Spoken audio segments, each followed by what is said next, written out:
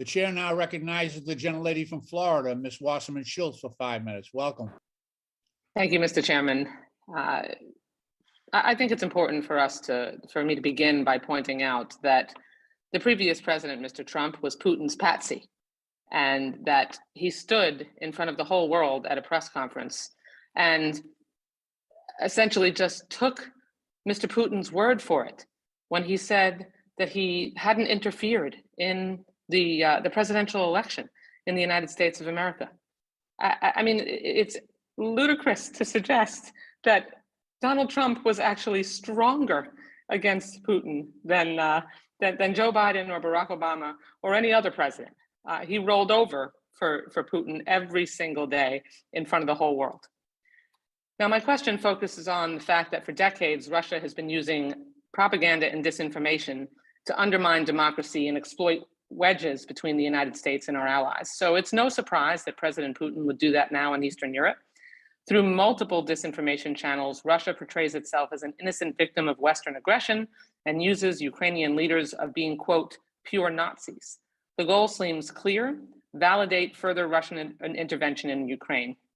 Ambassador McFaul, in the context of Russia's troop buildup on the Ukrainian border, what are Russia's aims in launching this propaganda campaign, and who are the intended audiences?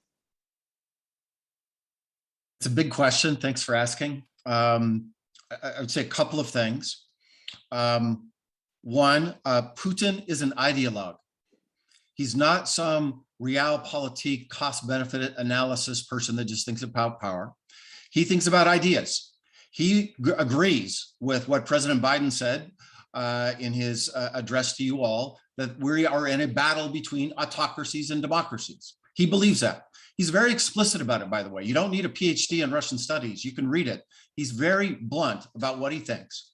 Number two, in that battle between democracies and autocracies, it's not just between countries anymore, as it sometimes is portrayed in the Cold War. Cold War was actually a lot more complicated than that, but it's within countries as well. So within countries, in Hungary, in Italy, in France, in our own country, Putin has a very concrete set of ideas. It's kind of orthodox, nationalist populism, where he is seeking to create alliances, ideological alliances with leaders throughout those countries and many more. And he devotes tremendous resources to this enterprise, way more than we do. Thank you. I have another question that I want to ask you, and the sort of preamble here is that thankfully, President Biden and his administration are taking a proactive approach to debunking Russian disinformation. And instead of letting Russia's false narratives propagate and spread, the Biden administration calls them out for what they are: lies. In my district, I represent many Venezuelan, Colombian, and Cuban constituents. And so I'm particularly concerned about Russia's attempts to exert influence in Latin America. In recent years, Russia has sold weapons and tanks to Cuba and Nicaragua, and aircraft and anti-missile systems to Venezuela, and it has also held bilateral military exercises with Venezuela. And this is especially concerning given that senior Russian officials recently suggested that interference by the United States or NATO in Ukraine could prompt the deployment of Russian forces to Cuba or Venezuela. Our U.S. National Security Advisor, Jake Sullivan, described this threat from the Russians as bluster, but the thought of Russian forces in the Americas is deeply troubling. So, Ambassador, given your expertise, how credible do you find Putin's threat to deploy forces in Cuba or in Venezuela, or take any action in that direction? And do you have other concerns about how Russia's sphere of influence in Latin America impacts this current moment? Thanks for the question. And Dr. Kendall Taylor's thought a lot about this question too. So if you have time, I want to hand over the baton to her. Would love you both to answer. But I just think what you're talking about illustrates the point that I was trying to make. This is not just about spheres of influence and realpolitik and going back to the 19th century. Putin has a long-term ideological agenda, and you just described two autocracies, right? So let's be clear about that. That's not a spurious correlation, that he's working with them, and he will seek to deepen those relationships. And in my view, just so we're clear, this has been a long-term strategy that's going on, irrespective of whether we have a Democrat or Republican in the White House. You know, he invaded Georgia when George W. Bush was president. He annexed Crimea in 2014 when President Obama was president. And that march has continued. All of the things you're describing, all of that continued during the Trump administration and continues today.